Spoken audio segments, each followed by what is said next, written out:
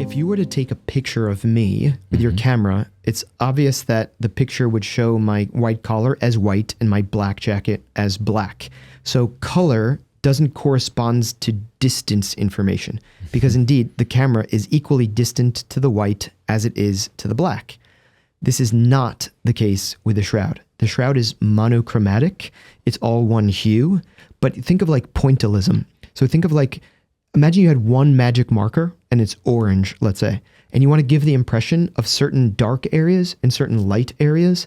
What you do is you draw more dots in less space to give the impression of a darker hue. And then you just spread out those dots in order to give the impression of a lighter shade.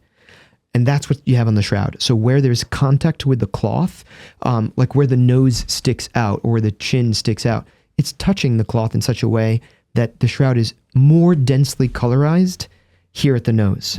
But imagine now the Adam's apple. It's going to be slightly distant to the cloth because it's draped over the chin, and now that gap means that there's less colorization, less densely colorized hue.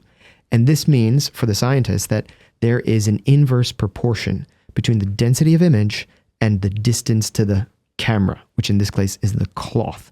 So the bottom line is that they can look at the brightness map of the Shroud, put it through the VP8, which maps 8 shades of gray, and now it's translating two-dimensional information, which is the cloth is 2D, obviously, or it's flat.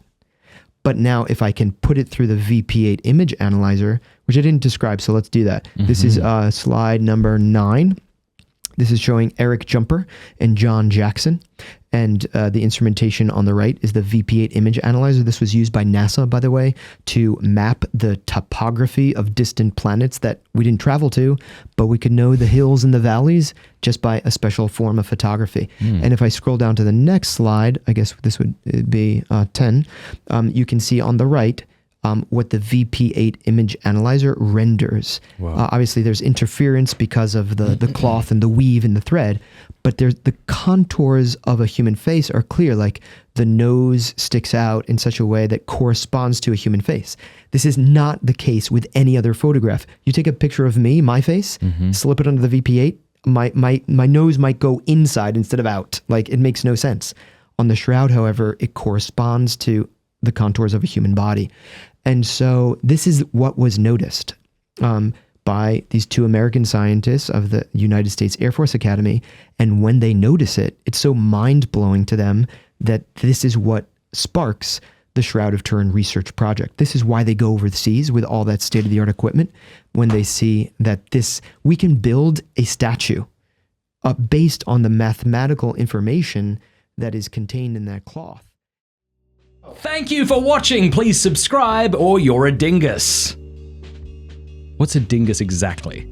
Used to refer to something one cannot or does not wish to name specifically. You don't have to subscribe, but if you did, I'd love it. You dingus.